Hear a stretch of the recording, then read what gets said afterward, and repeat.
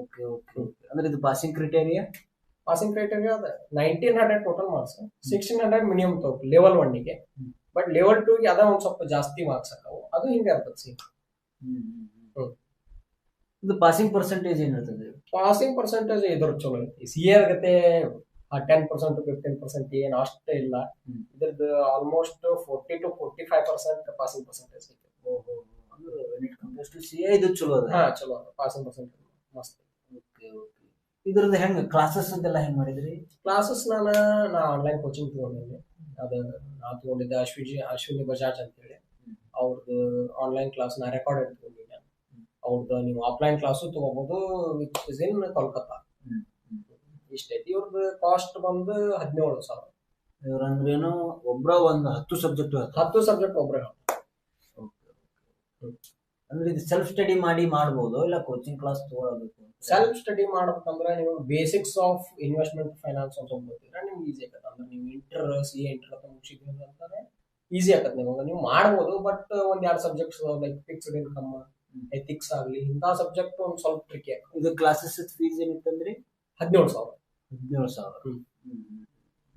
ಅಂದ್ರೆ ಇದು 1.5 ಲಕ್ಷ ಪ್ಲಸ್ 17,000.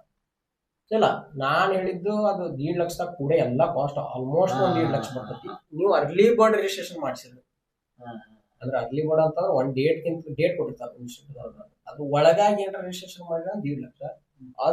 ಅದಾದ್ಮೇಲೆ ಮಾಡಕ್ ಹೋದ್ರೆ 2 ಲಕ್ಷ ಬರ್ತದೆ ಕಾಸ್ಟ್. ಒಳ್ಳೆ ಇನ್ನೊಂದು ಎಡಿಷನ್ ಏನಂತಂದ್ರೆ ಅದಕ್ಕೆ ನೀವು ಇವ್ರು ಸ್ಕಾಲರ್ಶಿಪ್ ಕೊಡ್ತಾರೆ. CFA ಇನ್ಸ್ಟಿಟ್ಯೂಟ್ ಸ್ಕಾಲರ್ಶಿಪ್ ಹೆಂಗಂದ್ರೆ ಪಿ ಕನ್ಸೆಷನ್, ನೀವು ರೊಕ್ಕ ಕೊಡಂಗಿಲ್ಲ, ಪಿ ಕನ್ಸೆಷನ್. ನಿಮ್ಗೆ ಈಗ 1.5 ಲಕ್ಷ ಇದ್ದಿದ್ದು ಅಪ್ರಾಕ್ಸ್ ಸ್ಕಾಲರ್ಶಿಪ್ ಏನಾರ ನೀವು ಎಲಿಜಿಬಲ್ ಆದ್ರೆ ಅಂತಂದ್ರೆ 40,000 to 50,000 ನಿಮ್ಗೆ ಒಂದ್ ಲೆವೆಲ್. ಅಂದ್ರೆ ಈಗ ನಮ್ಗೆ ಮೊದಲ ಅರ್ಲಿ ಬರ್ಡ್ ರಿಜಿಸ್ಟರ್ ಆಗಿವಿ, ನಮ್ ಸ್ಕಾಲರ್ಶಿಪ್ ಅವೈಲ್ ಆಗಿಲ್ಲ, ಇದೆಲ್ಲ ಆಯ್ತು ಅಂದ್ರೆ 1,50,000. ಹೌದು, ಇನ್ಕ್ಲೂಡಿಂಗ್ ಕ್ಲಾಸಸ್. ಅಂದ್ರೆ ನಾವು ಈ ಕೋರ್ಸ್ ಕಂಪ್ಲೀಟ್ ಆಗ್ಬೇಕಂದ್ರೆ 4.5 ಲಕ್ಷ ಬೇಕು. It's not budget friendly. Budget friendly ಅಂತ ಅಲ್ಲ, but return after the course is ಮಸ್ತ್ ಐತಿ. ಅಡ್ಡಿಲ್ಲ. ಅಂದ್ರೆ CA ಕಂಪೇರ್ ಮಾಡಿದ್ರೆ ಬಹಳ ಕಾಸ್ಟ್ಲಿ ಆಗ್ತದೆ. ಕಾಸ್ಟ್ CA ಗತೆ ಕಾಸ್ಟ್ ಎಫೆಕ್ಟಿವ್ ಇಲ್ಲ. ಈ ಸ್ಕಾಲರ್ಶಿಪ್ ಅವೈಲ್ ಮಾಡೋದು ಅದೇ ಏನು ಕ್ರೈಟೇರಿಯಾ ಐತೆ ಅವ್ರದ್ದು? ಅದು ನಾವು ಅವ್ರಿಗೆ ಒಂದು ಇಮೇಲ್ ಬರೀದಿರ್ತದೆ CFA ಇನ್ಸ್ಟಿಟ್ಯೂಟ್ಗೆ. ಇಮೇಲ್ದಾಗ ನಾವು ನಮ್ಮ ಸ್ಟೋರೀಸ್, ನಮ್ಮ ಸಿನಾರಿಯೋ, ನಮ್ದು ಏನೇನೈತಲ್ಲ ನಾವು ಅವ್ರಿಗೆ ಹೇಳೋದು ಹಿಂಗೆ ಅಂತ ಹೇಳಿ, ಅದು ಅವರು CFA ಇನ್ಸ್ಟಿಟ್ಯೂಟಿಗೆ ಅದು ಕರೆಕ್ಟ್ ಅನಿಸ್ತಿ, ಅದು ಎಲಿಜಿಬಲ್ ಅದಾನೆ ಅಂತ ಅನಿಸ್ತಾರೆ, ಅವ್ರು ಪ್ರೊವೈಡ್ ಮಾಡ್ತಾರೆ. ಇಲ್ಲ ಅಂತಂದ್ರೆ ಏನು ಮಾಡ್ತಾರೆ, ರಿಜೆಕ್ಟ್ ಆಗತ್ತಿ, ನಾವು ಪೂರಾ ಫೀಸ್ ತೊಗೊಂಡ್ರೆ. ಈಗ ಹೆಂಗಂದ್ರೆ ಎಕ್ಸಾಮ್ ನೀವು CAದ್ದು ಅಟೆಂಡ್ ಆಗಿರಿ, CFAದ್ದು ಅಟೆಂಡ್ ಆಗಿರಿ. It comes to difficulty level. ಇಲ್ಲಪ್ಪ ನಂಗೆ ಇದು ಬಾ ತ್ರಾಸ್ ಮಾಡ್ತದೆ, CFA ಬಾ ತ್ರಾಸ್ ಮಾಡ್ತದೆ, CA ಬಾ ತ್ರಾಸ್ ಮಾಡ್ತದೆ. ಅಫ್ಕೋರ್ಸ್ 2 ತ್ರಾಸ್ ಮಾಡಿರ್ತಾವ, ನನಗೆ ಗೊತ್ತೈತಿ. ಆದ್ರೆ ಯಾವ್ದು ಹೆಚ್ಚಿಗೆ? ಅಫ್ಕೋರ್ಸ್ ನನಗೆ ಮಾತ್ರ CA. ಅಂದ್ರೆ ಹೆಂಗೆ ಏನ್ ಹೆಂಗೆ ಎಕ್ಸ್ಪ್ಲೇನ್ ಮಾಡೋದು ಅಂತಂದ್ರೆ ಇದ್ರೊಳಗೆ ಆಡಿಟ್ ಇವು ಏನದಾವಲ್ಲ ಒಂದ್ ಸ್ವಲ್ಪ ನಾವು ರಟ್ಟ ಹೊಡಿದು ಮೆಮರೈಸ್ ಮಾಡೋದು ಮಾಡಕತ್ತಿ CA ಒಳಗೆ. ಬಟ್ ಅದ CFA ಒಳಗೆ ಏನಾಗತ್ತಂದ್ರ ನೀವು ಅದ್ರ ಕಾನ್ಸೆಪ್ಟ್ ತಿಳ್ಕೊಳ್ಳಿಲ್ಲ ಅಂತಂದ್ರೆ ನೀವು ಒಂದ್ ಆನ್ಸರ್ನು ಮಾಡಕ್ ಬರೋದಿಲ್ಲ.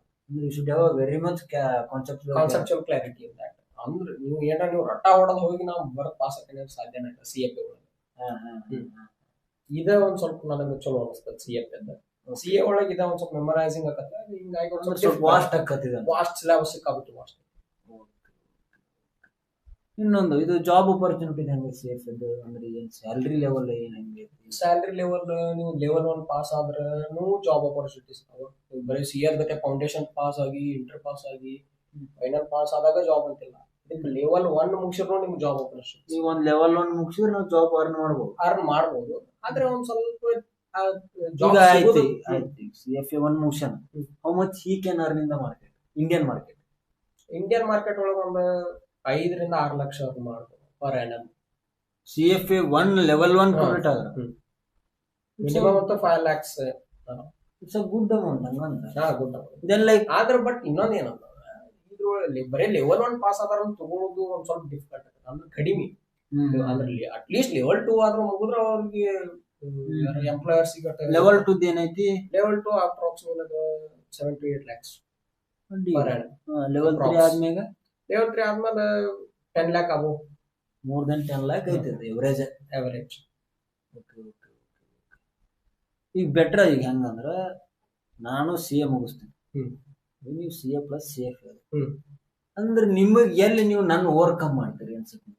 ಓವರ್ಕಮ್ ಇಂದ ಅಂದ್ರ ಈಗ ಏನ್ರ ನೀವು ಯಾರ ನಿಮ್ investment related finance related clients ಏನ್ರ ನಿಮ್ ಕಡೆ ಬಂದ್ರೆ ನೀವು ಅದನ್ನ ಸರ್ವಿಸ್ ಕೊಡಕ್ ಬರಂಗಿಲ್ಲ. ಯಾಕಂದ್ರೆ ಅವ್ರು ಏನಂತಾರ ಅಂದ್ರೆ ಈ CFA ದವರು ಈ ಫೈನಾನ್ಸ್ ಇನ್ವೆಸ್ಟ್ಮೆಂಟ್ ಆಸ್ಪೆಕ್ಟ್ಸ್ ಚಲೋ ಇರ್ತಾರ, ನನ್ನ ಕಡೆ ಬಂದ್ಬಿಡ್ತಾರ. ಅದನ್ನ ಓವರ್ಕಮ್ ಮಾಡ್ತಾರೆ. ನೀವು ಒಂದಿಷ್ಟು ಸೆಕ್ಟರ್ ನಾ ಯಾವ್ದು ಬೀಂಗ್ CA ಡೀಲ್ ಮಾಡಕ್ ಆಗಲಾರ್ದು ನೀವು ಒಂದಿಷ್ಟು ಮಾಡ್ತೀರಿ ಸ್ಪೆಸಿಫಿಕ್. ಹೌದೌದು, ಅದ್ರೊಳಗ ಅಮೌಂಟ್ ಯೂಸ್ ಇರ್ತದೆ. ಇನ್ನೊಂದು ಆರ್ಟಿಕಲ್ಶಿಪ್ ಅಂತ ಬರ್ತದೆ ನಮ್ಮ CA ದೊಳಗೆ. ನಿಮ್ದ್ರೊಳಗೆ ಹಂಗ ಏನಾರ ಹಿಂಗ್ 2 years ಅಂತರ ಯಾರ ಮಾಡ್ಬೇಕು ಹಂಗೇನ್ ಕ್ರೈಟೇರಿಯಾ ಇಲ್ಲ. ಬಟ್ ಒಂದ್ ಏನಂತಂದ್ರ ನಾವು ಏನೋ CFA ಲೆವೆಲ್ 3 ಮುಗಿಸಿದ್ಮೇಲೆ ಸರ್ಟನ್ ನಂಬರ್ಸ್ ಆಫ್ ಅವರ್ಸ್ ನೀವು work experience in investment division companies ಒಳಗೆ ನೀವು ವರ್ಕ್ ಮಾಡಬೇಕು. ಅದು ಕಂಪ್ಲೀಟ್ ಆತಂದ್ರೆ ನಿಮ್ಗೆ ಚಾರ್ಟರ್ ಹೋಲ್ಡರ್ ಅಂತ ಕೊಡ್ತಾರೆ.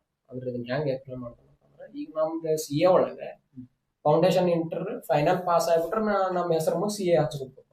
ನಾ right after completion of CA final ಸಿಗುತ್ತೆ ಅವಾಗಟ್ಟ CA ಅವ. ಬಟ್ ಇದ್ರೊಳಗ ಹಂಗಲ್ಲ. ಇದ್ರೊಳಗೆ ನೀ CFA ಲೆವೆಲ್ 3 ಮುಗಿಸಿದ್ರೆ ನಿನ್ನ ಹೆಸರು ಮುಂದೆ CFA ಹಚ್ಕೊಳಕ್ ಬರಲ್ಲ.